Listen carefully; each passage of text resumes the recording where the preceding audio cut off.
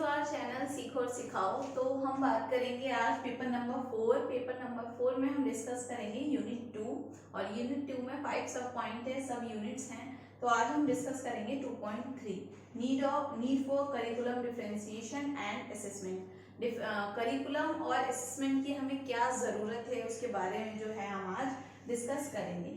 तो आइए सबसे पहले हम देखते हैं कि करिकुलम क्या है। तो the content that children are to learn, मतलब करिकुलम हमें क्या बताता है, हमें करिकुलम क्या हेल्प मिलती है, हमें क्या पता चलता है, करिकुलम है क्या। तो करिकुलम के अंदर वो कंटेंट होता है जो बच्चे को सीखना होता है, यानी करिकुलम में वो सारी चीजें इंक्लूड होती हैं जो हम पूरे साल में बच्चे को कराने वाले हैं, चाहे वो एक्टिविटी से रिलेटेड हो, स्टडी से रिलेटेड हो, जो जो चीजें हम बच्चे को कराएंगे वो उस करिकुलम के अंदर मेंशन होंगी। The process through which children are to learn, और उसको कराने के लिए क्या प्रोसेस होगा, क्या प्रक्रिया है, जो पूरी प्रक्रिया बनाई गई है बच्चों को सिखाने के लिए वो क्या है, वो भी उस करिकुलम के अंदर मेंशन होंगी। The process through which children achieve the identified curricular goal, तो क्या है इसके अंदर क्या होगा, वो प्रोसेस जिससे बच्चे की जो हमने गोल डिसाइड किया है उससे रिलेटेड हम उसको क्या कराने वाले हैं, कैसे कराने वाले हैं, ये सारी चीजें करिकुलम के अंदर मेंशन होती हैं। What children teachers do to help children achieve these goals। अब इसमें टीचर्स का क्या योगदान होगा, टीचर्स क्या करेंगे उस गोल को अचीव करने के लिए, वो भी जो है करिकुलम के अंदर मेंशन होता है। The context in which teaching and learning occur, और किस तरीके से जो है वो टीचिंग और लर्निंग जो प्रोसेस है वो किस तरीके से फुलफिल होगा, हम किस तरीके से उसको करेंगे, टीचर्स कैसे करेंगी, टीचर्स का क्या रोल होगा, कौन सी एक्टिविटीज वो यूज करेंगी, कौन से मेथड्स यूज करेंगी, इस तरीके से जो है हम बच्चे की जो हमें उसे सिखाना है, हम उसे कैसे सिखाएंगे, उसका क्या प्रोसेस है, वो सारी चीजें पूरे साल में जो हम उसको कराने वाले हैं वो क्या है, जिस तरीके से वो बनाया जाता है, जो लिखा जाता है, उस पूरे को हम क्या बोलते हैं, करिकुलम बोलते हैं। तो अभी हमने देखा कि करिकुलम क्या है। अब बात आती है कि what is a differentiated curriculum. अब डिफरेंशिएटेड करिकुलम क्या है, it refers to teaching that is adapted to take into account the individual difference and needs. तो क्योंकि हम बात कर रहे हैं इंक्लूसिव एजुकेशन की, तो इंक्लूसिव एजुकेशन का मतलब ही ये है कि हम सभी बच्चों को एक साथ जो है समान रूप से शिक्षा दे। तो जब हम सारे बच्चों की बात करते हैं और सभी बच्चे जो हैं वो जो है सेम उनकी एजुकेशनल नीड्स नहीं है, सबकी अलग अलग एजुकेशनल नीड्स होती हैं, तो हमें बच्चे को उनकी नीड्स के हिसाब से ही जो है उनको पढ़ाना है। तो डिफरेंशिएटेड मतलब क्या कि अलग तरीके से हमें बच्चे को देखना है कि इसको कैसे पढ़ाना है, इसे कैसे पढ़ाना है और इसे कैसे पढ़ाना है, तो वो सारी चीजें जो है इसके अंदर इंक्लूड की जाती हैं। तो डिफरेंशिएटेड करिकुलम कहता है इंडिविजुअल नीड्स पे, इंडिविजुअल डिफरेंस को हमें देखते हुए जो है अपना पूरा एजुकेशनल प्लान बनाना है बच्चे के लिए और उसको उसी तरीके से आगे की शिक्षा देनी है। Teaching structures, teaching practices in combination to ensure that instruction is relevant, flexible. तो क्या इसमें क्या क्या बताया गया, इसमें सारी चीजें आ जाएंगी आपकी। टीचिंग स्ट्रक्चर कैसा होना चाहिए, टीचिंग मेथड्स कैसे होने चाहिए, उनमें फ्लेक्सिबिलिटी होनी चाहिए, समय के साथ अगर हमें उसमें कुछ चेंजेस करने हैं तो हम उसको चेंज कर पाएं बच्चे की नीड के अकॉर्डिंग, और जो है उसकी जो इंडिविजुअल डिफरेंसेस हैं उसको ध्यान में रखते हुए जो है हम अपने एजुकेशनल प्लान्स बनाएं, टीचिंग मेथड्स चूज करें और जो भी हमारे टीचिंग लर्निंग मटेरियल्स हैं उनको भी चूज करें। और कैसा होना चाहिए, ये फ्लेक्सिबल होना चाहिए। और क्या करता है, और जब हम ये सारी चीजें देखते हुए इसको करेंगे तो ये क्या करेगा, हमें एक सक्सेसफुल अचीवमेंट मिलेगा, या हम कह सकते हैं जो भी हमने गोल डिसाइड किया है या जो हमारा मेन मोटिव है बच्चे को कराने का, वो चीज जो है हम अचीव कर पाएंगे। And the development of student as self regulated learners.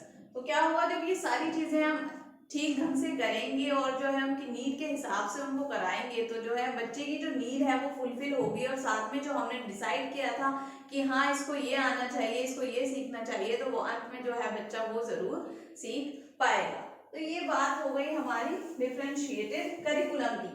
तो अभी हमने 2.2 में देखा कि हम लोग क्या सीखने वाले हैं, need for differentiated curriculum and assessment. तो अब हम देखते हैं कि असेसमेंट होता क्या है।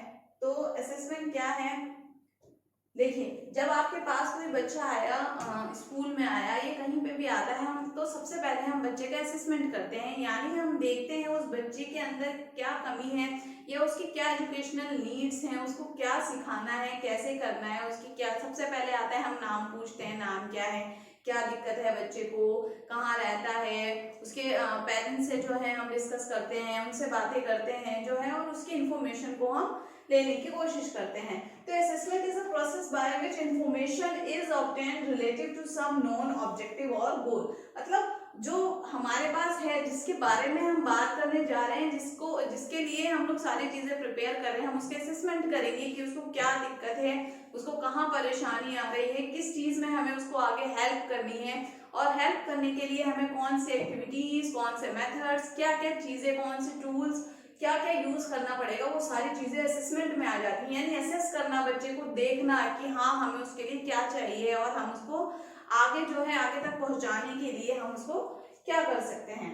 Assessment is a board term that include testing. तो ये क्या है, इसको एक टेस्टिंग भी बोलते हैं, टेस्ट करना बच्चे का, देखना कि हाँ उसको क्या चाहिए। क्योंकि अगर मान लीजिए मेरे पास कोई बच्चा आया और डायरेक्ट मैंने उसको जो है ABCD या फिर मैंने माई सेल्फ या कुछ भी मैंने, मान लीजिए मैंने डिवाइड के सम से स्टार्ट करा दिए, मुझे तो पता ही नहीं, बच्चे को हो सकता है काउंटिंग ही नहीं आती, ये भी हो सकता है बच्चे को टेबल्स नहीं आते। तो असेसमेंट में मैं ये देखूंगी कि बच्चे को क्या आता है, उसकी प्रीवियस नॉलेज क्या है, उसको पहले से कितना आता है, तभी मैं उसको आगे सिखा पाऊंगी। अगर मुझे यही नहीं पता कि बच्चे को अभी कितना आता है, तो मैं आगे उसको कैसे सिखाना है, क्या कराना है, वो मुझे नहीं समझ आएगा, और जो है आगे के प्रोसेस में भी जो है मुझे परेशानी आएगी। तो असेसमेंट में क्या होता है, हम टेस्ट करते हैं, चेक करते हैं कि बच्चे की प्रीवियस नॉलेज कितनी है, उसको कितना आता है, उसको क्या दिक्कत है, कहाँ पे परेशानी आ रही है। A test is a special form of assessment. Tests are assessment made under contrived circumstances, especially so that they may be administrated. तो ये क्या है, टेस्ट जो होते हैं कुछ अलग अलग तरीके से टेस्ट होते हैं, बच्चे की नीड को देखते हुए या बच्चे की डिसेबिलिटी को देखते हुए उसके हिसाब से टेस्ट वगैरह किए जाते हैं, कुछ अलग भी होते हैं। तो वो सारी चीजें जैसे जो हमारे प्रोफेशनल्स होते हैं वो हम लोगों को गाइड करते हैं कि आपको ऐसे करना है, या फिर वो लोग कर देते हैं। और जो एजुकेशनल असेसमेंट होता है वो लोग टीचर जो है वो खुद करता है, बच्चे से, पेरेंट्स से पूछ के, बच्चों से पूछ के उसकी प्रीवियस नॉलेज को चेक करते हुए। तो अभी हमने बात की कि करिकुलम क्या है और असेसमेंट क्या है, ये दोनों चीजें क्या होती हैं ये अभी हमने देख लिया। करिकुलम क्या है, करिकुलम के अंदर सारी चीजें इंक्लूड हो जाती हैं कि हम पूरे साल में या पूरे एकेडमिक ईयर में हम बच्चे को क्या कराने वाले हैं, कैसे कराने वाले हैं, साथ में टीचर्स जो है उसको कैसे कराएंगी, कौन से मेथड्स यूज करेंगी, कौन सी एक्टिविटीज यूज करेंगी।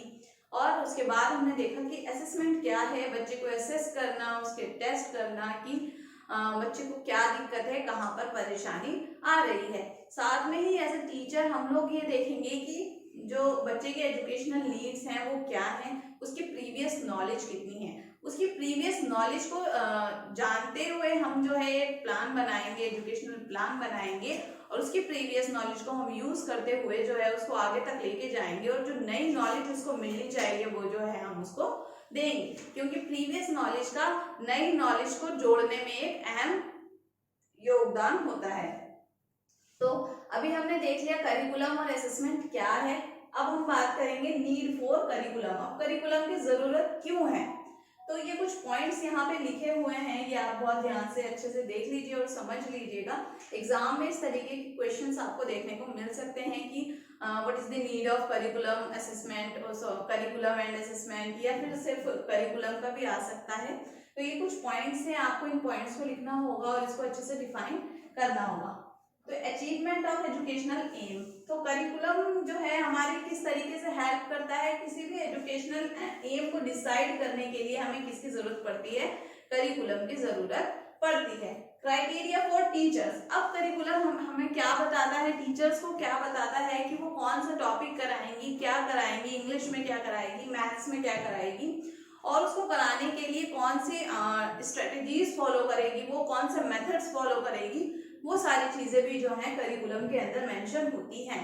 तो करिकुलम क्या करता है, किसमें मदद करता है, क्राइटेरिया फॉर टीचर्स, टीचर्स के लिए क्राइटेरिया डिसाइड में बनाने में जो है वो इसको हेल्प करता है। सिलेक्शन ऑफ सुइटेबल मेथड, अभी हमने बात की कि करिकुलम क्या करता है, सुइटेबल मेथड को जो है देखने के लिए, सेलेक्ट करने के लिए जो है हमें किसकी जरूरत पड़ती है, करिकुलम की जरूरत पड़ती है। प्रोवाइडिंग सुइटेबल नॉलेज, साथ ही साथ करिकुलम से जो है हमें नॉलेज मिलती है, नई नॉलेज पता चलती है कि क्या सिखाना है, कैसे सिखाना है, ये सारी चीजें इसके अंदर आती हैं। प्रोवाइडिंग सुइटेबल एक्टिविटीज, अब उसके अंदर ये भी मेंशन होता है कि कौन सी एक्टिविटीज, किस चीज के लिए आप कौन सी एक्टिविटीज करा सकते हैं, कैसे करा सकते हैं। जैसे कि आपने देखा होगा जो आपका डीएड का सिलेबस होगा उसके अंदर भी जो है ये सारी चीजें मेंशन होती हैं कि आपको ये प्रैक्टिकल करना है, ऐसे करना है, इसमें ये चीजें यूज होंगी, और जो है ये वाला एग्जामिनर ये करवाएगा, ऐसे कराएगा। तो वो सारा जो है पहले से ही प्लान होता है, टीचर्स क्या कराएंगे, स्टूडेंट्स क्या करेंगे, उसके लिए कौन से मेथड्स यूज होंगे, कौन सी स्ट्रेटेजीज फॉलो होंगी, और क्या क्या चीजें जो है उसमें यूज होंगी। तो ये सारी चीजें ही इसके अंदर आती हैं। Help teachers for making plan, अब जब टीचर्स के पास करिकुलम है, उसे पता है कि हाँ मुझे इस मंथ में ये कराना है, ऐसे कराना है, ये चीजें करानी है, तो उससे क्या टीचर्स को प्लान बनाने में हेल्प मिलती है, क्योंकि उसमें ऑलरेडी मेंशन है कि हाँ क्या और कैसे और कब कराना है। तो टीचर्स उसके हिसाब से ही जो है अपनी एजुकेशनल प्लानिंग जो बच्चे के लिए करनी होती है वो करती हैं। तो अभी हमने देखा कि करिकुलम की हमें क्या जरूरत है, नीड फॉर करिकुलम। अब हम देखते हैं नीड ऑफ असेसमेंट, असेसमेंट की क्या जरूरत है।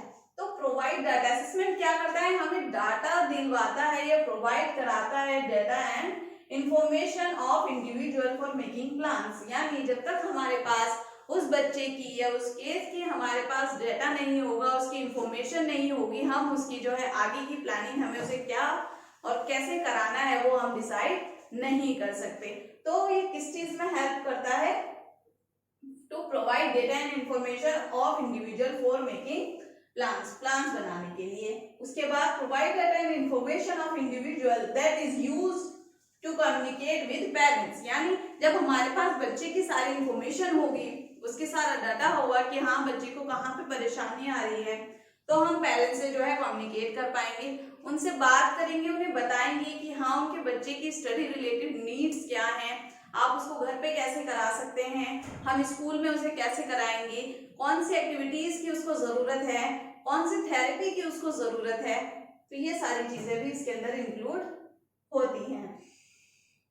आइडेंटिफाई चिल्ड्रंस नीड, अब असेसमेंट से हमें क्या बच्चे की जरूरत का पता चलता है कि उसकी बच्चे की जरूरत क्या है, उसको क्या चाहिए, क्या उसके कान में सुनने में दिक्कत है तो क्या उसे हियरिंग एड चाहिए, अगर उसे देखने में दिक्कत है तो अगर स्पेक्स से काम चल सकता है तो हम उसे चश्मा दिलवाएंगे, या फिर फिजिकली हैंडीकैप है या उसे कोई व्हील चेयर चाहिए, कोई दूसरा इक्विपमेंट चाहिए, तो वो हम उसको प्रोवाइड कराएंगे। तो हमें बच्चे की नीड का जो है उसे पता चलता है। अब ये नीड जो है फिजिकल लेवल पे भी हो सकती है, साथ में जो है एजुकेशनल लेवल पे भी हो सकती है, जैसे कि किस तरीके से पढ़ाना है, कैसे पढ़ाना है, अगर जो है हियरिंग इम्पेयर्ड बच्चा है तो उसके लिए साइन लैंग्वेज चाहिए होगी, अगर जो है दृष्टिबाधित बच्चा है तो उसके लिए ब्रेल आनी चाहिए।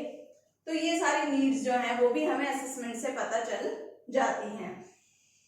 आइडेंटिफाई व्हाट चिल्ड्रंस नो, अब असेसमेंट से हमें क्या पता चलता है कि बच्चा क्या जानता है, उसकी प्रीवियस नॉलेज क्या है, ठीक है। तो असेसमेंट करते हैं, हम उसमें देखते हैं ओके इसको काउंटिंग आती है, इसको अल्फाबेट्स आते हैं, इसको कलर्स नेम आते हैं, तो फिर मैं उसके आगे का उसको सिखाऊंगी। तो असेसमेंट से हमें क्या पता चलता है, आइडेंटिफाई व्हाट चिल्ड्रंस नो, बच्चा क्या जानता है, अभी उसकी क्या नॉलेज है, ये चीज हमें असेसमेंट से पता चलती है। Helping in making educational plan, जब हमें सारी चीजें पता चल गई, उसका हमें डेटा मिल गया, इन्फॉर्मेशंस मिल गई, हमें पता चल गया कि बच्चे की नीड्स क्या हैं, और साथ ही हमें ये भी पता चल गया कि बच्चे की प्रीवियस नॉलेज क्या है, तो वो सारी चीजें हमें हेल्प करेंगी उसका एजुकेशनल प्लान बनाने में। जैसे कि हम बच्चों के लिए आईईपी बनाते हैं, ठीक है, तो आईईपी बनाने के लिए भी ये सारी चीजें हम क्या करते हैं, सबसे पहले असेसमेंट करते हैं। अगर आपने नहीं किया है तो भी आप आगे जो है अपने कोर्स में देखेंगे कि आपके पास कोई बच्चा आता है, आप उसके असेसमेंट करते हैं, पूरा आपके पास एक प्रॉपर फॉर्म होता है, आप उसको फिल करते हैं, उसको कहाँ पे दिक्कत आ रही है, कैसे आ रही है, उसे ये आता है या नहीं आता, फिर उसके हिसाब से ही जो है आप आईईपी बनाते हैं, इंडिविजुअल एजुकेशनल प्लान जिसे हम कहते हैं, जो एक बच्चे के लिए हम गोल डिसाइड करते हैं कि हम इतने टाइम में इस बच्चे को ये सिखाएंगे और ये सिखाने के लिए मैं कौन से टीचिंग मेथड्स यूज करूंगी, कौन से TLMs यूज करूंगी और किस तरीके से जो है बच्चे को ये चीज सिखाऊंगी ताकि वो अच्छे से वो चीज सीख जाए और जो है आगे बढ़े। Help to choose teaching method. अब साथ ही जब मैंने एजुकेशनल प्लान बना लिया तब में ये जो है असेसमेंट जो है हमें किस चीज में हेल्प करेगा, टीचिंग मेथड को यूज करने में हेल्प करेगा कि मुझे कौन सा टीचिंग मेथड जो है किस बच्चे के लिए यूज करना चाहिए। तो यहाँ पे असेसमेंट और करिकुलम दोनों का ही बहुत अहम रोल है बच्चे को जो है आगे मुख्य धारा में जोड़ने के लिए। ठीक है, तो करिकुलम उसकी भी नीड्स हमने देख ली, साथ में असेसमेंट उसकी भी नीड्स हमने देख ली। तो ये दोनों ही टॉपिक काफी इंपॉर्टेंट है और आपको जो है एग्जाम में देखने को मिल सकते हैं। तो होप कि आपको जो मैंने अभी समझाया बहुत अच्छे से क्लियर हो गया होगा और जो है आपको ये वीडियो जरूर आगे जो है हेल्प करेगी। तो आज की जो हमारा टाइम था, हमारा जो सेशन था वो यहीं पे खत्म होता है। अब हम मिलेंगे हमारे नेक्स्ट सेशन में। तो आज के लिए बाय बाय।